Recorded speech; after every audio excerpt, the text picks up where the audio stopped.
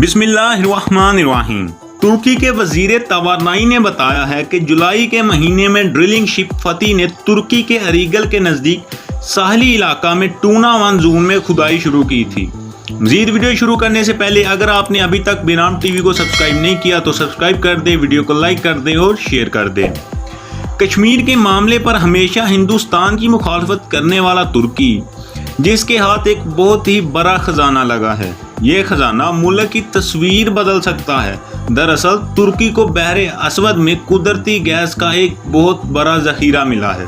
اس gas ذخیرے کی تلاش سے وابستہ دو لوگوں نے بلومبرگ کو اس کی جانکاری دی۔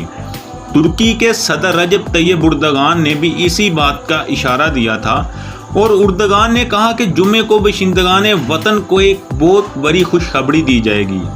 امید ہے کہ اس سے ملک میں ایک نئے دور کی شروعات ہوگی۔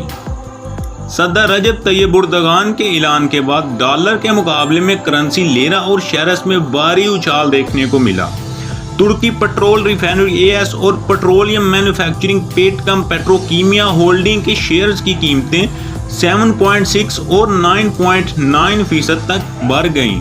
حالانکہ بحر روم کے متنازع آبی علاقے میں توانائی کے ذخیرہ کی تلاش کرنے کی وجہ سے ترکی کا یورپی یونین کے ساتھ تنازع اور زیادہ گہرا ہو گیا تھا۔ ترکی کے وزیر توانائی نے بتایا کہ جولائی کے مہینے میں ڈرلنگ شپ فتح نے ترکی کے اریگل کے نزدیک ساحلی علاقے میں ٹونا ون زون میں کھدائی شروع کی تھی۔ بلو بے ایسٹ کے ایک پولیسی ساز تموتی ایش نے ٹویٹ کیا کہ پہلے بھی بحر اسود میں گیس کے ذخائر تلاش کیے گئے تھے، لیکن محدود پیمانے پر ہی تلاش ہوئے تھے۔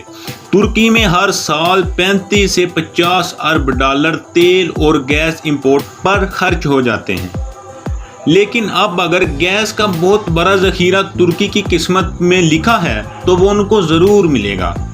اور بینام ٹی وی کے معزز ناظرین، آپ کو بتا دیں کہ ٹونا ون ترکی کے ساحل سمندر سے تقریباً 150 کلومیٹر کی دوری پر ہے۔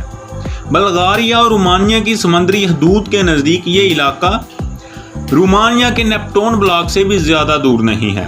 نیپٹون بلاک بحر اسود میں 8 سال پہلے کھوجا گیا بڑا گیس کا ذخیرہ ہے۔ اگر ویڈیو پسند آئی ہو تو چینل کو سبسکرائب کر دیں، ویڈیو کو لائک کر دیں اور شیئر کر دیں۔ اللہ حافظ۔